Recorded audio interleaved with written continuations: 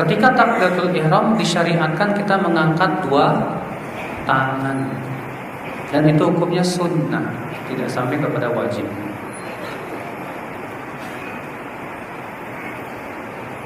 Dan mengangkat dua tangan, Pak, dibandingkan dengan takbir itu ada 3 macam.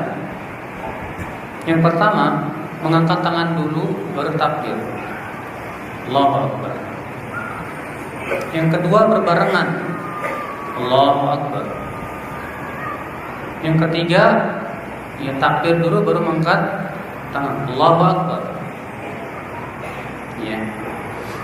Itu diriwayatkan Bukhari, Nasa'i, demikian pula Abu Daud. Jadi itu 3-tiganya boleh. Ya, Allahu Akbar bareng apa-apa. Dan dalam riwayat Abu Daud dan Ibnu Khuzaimah, Nabi sallallahu alaihi wasallam mengangkat dua tangannya itu dalam keadaan apa? Terbuka. La yufarid bainaha wa la yadhummuha. Tidak begini ini nutup gini, Pak. Dan tidak terbuka begini, tapi tengah-tengah seperti ini. Allah. Dan begini, Pak, ya. Karena saya pernah lihat ada orang begini. Allah. Ini yang benar. Amtudatul asabi. Jadi jari jemarinya itu mad, diginikan. Ya, kalau lagi orang malas begitu salat. Apa itu? Ya. Allah. Dan mengangkat tangan itu, Pak, sejajar dengan bahu, itu kebanyakan riwayat. Nabi SAW dalam kebanyakan riwayat dari Bukhari, Muslim, Abu Daud, Tirmidzi, Nasai dan yang lainnya, Nabi mengangkatnya itu sejajar dengan bahu. Dan dalam riwayat Bukhari, Rasulullah SAW pernah mengangkatnya sejajar dengan telinga. Sementara Imam Syafi'i menjamak. Kata Imam Syafi'i, ujung jari jemarinya itu sejajar dengan telinga, sementara bagian ininya sejajar dengan apa? Sejajar dengan bahu. Namun kalau kita melihat dalil adalah yang itu aja. Bahwa pertama Nabi sejajar dengan apa? Kemudian Nabi pernah juga sejajar dengan apa? Telinga. Nah itu. Nah saya melihat ada ikhwan takbirnya sampai dada, Pak. Cuma segini, kurang. Gak ada dalilnya segini, Pak. Apaan segini? Ya. Saking malasnya apa gimana nggak tahu. Yang benar begini. Ya, Allah sejajar dengan bahu. Ya. Kemudian setelah itu kita letakkan tangan kanan di atas tangan kiri. Di mana? Di dada, di perut, khilaf, terjadi perselisihan para ulama.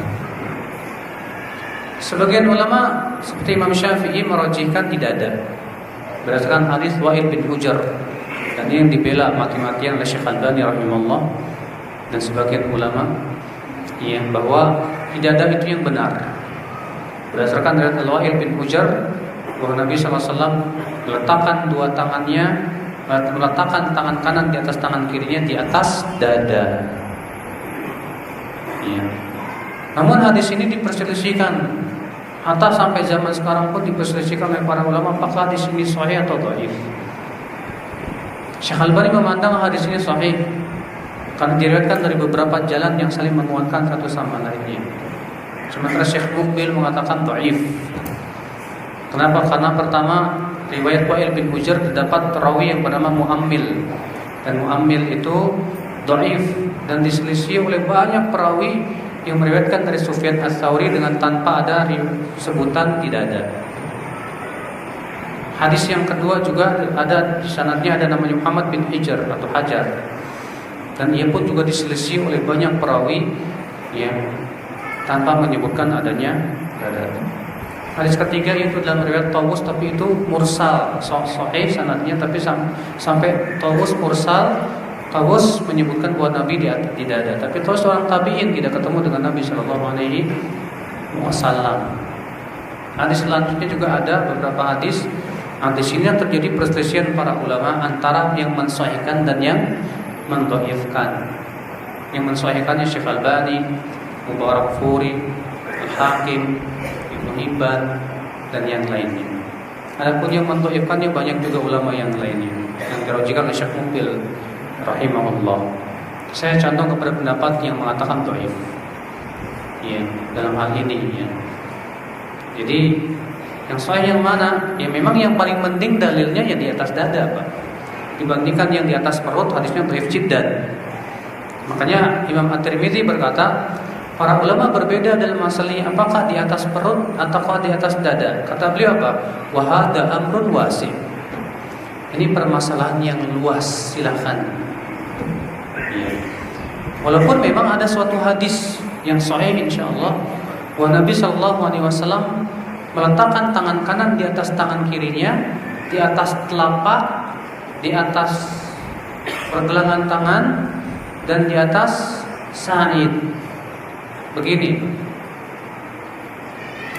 Jadi tangan kita itu menutupi telapak, terus apa? Pergelangan, terus apa? Ini apa sih? Lengan.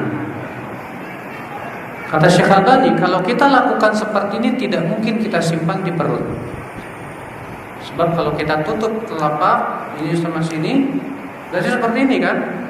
Kalau seperti ini mau tidak mau di mana? Nggak mungkin begini, pasti akan seperti ini kata beliau. Dan ini wallahu alam yang menguatkan pendapat bahwa hendaknya di atas perut. Makanya banyak ulama mengatakan baiknya di atas perut. Imam Nawawi mengatakan antara dada dan perut seperti ini. Karena kebiasaan orang kalau sholat biasanya begitu, Pak. Iya, sudah kebiasaan seperti ini. Allahu a'lam, itu yang kuat dalam masalah ini. Kemudian meletakkannya ada dua cara. Cara yang pertama sudah saya sebutkan tadi, itu diletakkan di atas ini. Jadi tutup begini. Allahu Akbar. Ya. Cara yang kedua dengan menggenggam. Allahu Akbar. Digenggam. Ini dua cara. Ya. Di dalam meletakkan tangan kanan di atas tangan. Boleh nggak kita kebalik Ustaz? Kirinya di atas. Nggak boleh.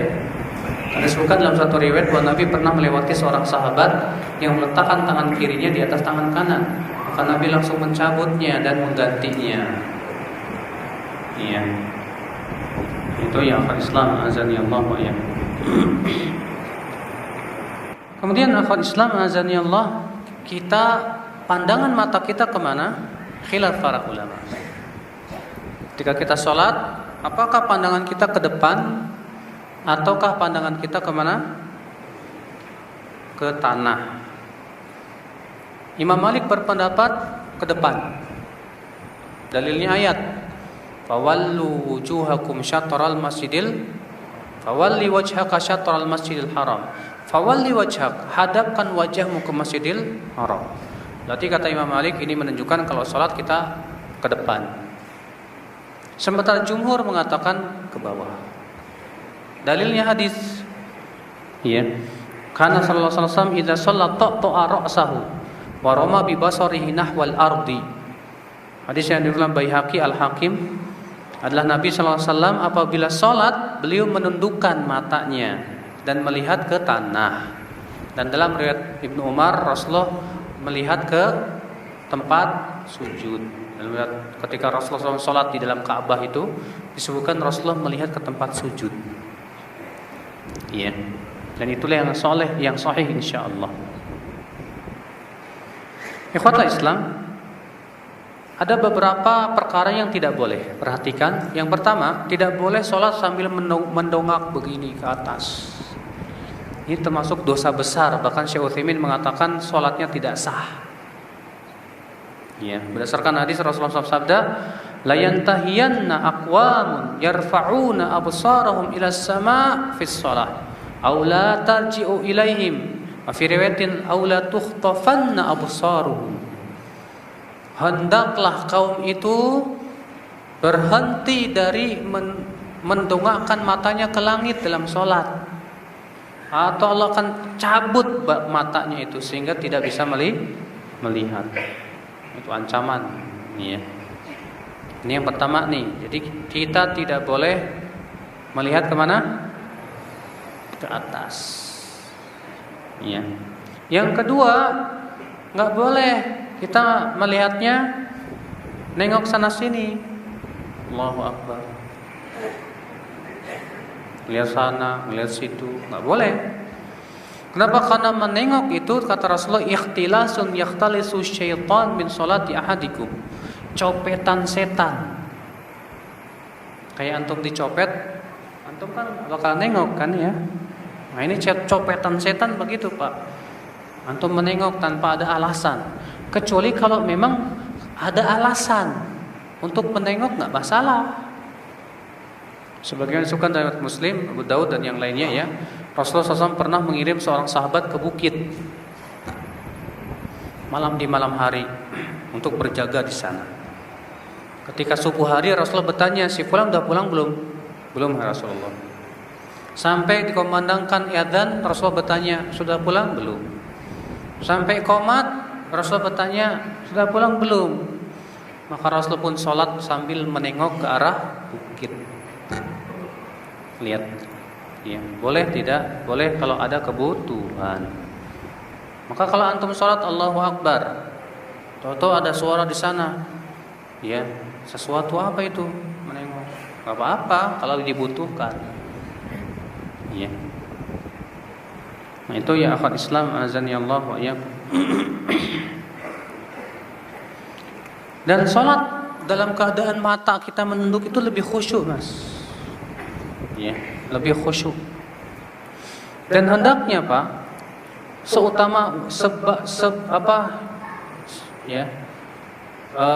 semaksimal mungkin jangan sampai ada di depan kita sesuatu yang mengganggu sholat kita. Misal, antum sholat pakai sajadah bergambar. Sholat pakai sajadah apa? Sajadahnya bergambar. Sehingga akhirnya antum sibuk. Allahu Akbar, melihat ini. Gambar apaan itu ya?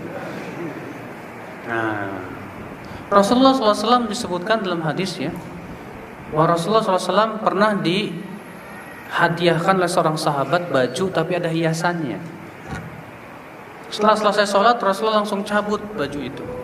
Kemudian beliau bersabda, idhabi bi khamisati hadhihi ila Abi Jahm. Bawa ini baju ini ke Abu Jaham, karena hiasannya membuat aku lalai dalam sholat tadi. Ustaz, saya alhamdulillah Ustaz, walaupun sajadahnya bergambar, tapi saya bisa khusyuk. Saya bilang, antum lebih khusyuk dari Rasul. Rasulullah aja bajunya ada gambar-gambarnya nggak khusyuk. Masa antum bisa khusyuk? Siapa yang lebih khusyuk dari Rasulullah SAW? Beliau manusia yang paling khusyuk ya. Makanya yang lebih bagus yang namanya sajadah itu Pak yang polos aja udah. Antum cari sajadah yang polos. Jangan cari sajadah yang bergambar-gambar. Itu enggak sesuai dengan sunnah, itu makruh Pak. Karena itu bisa mengganggu kekhusyuan kita. Iya.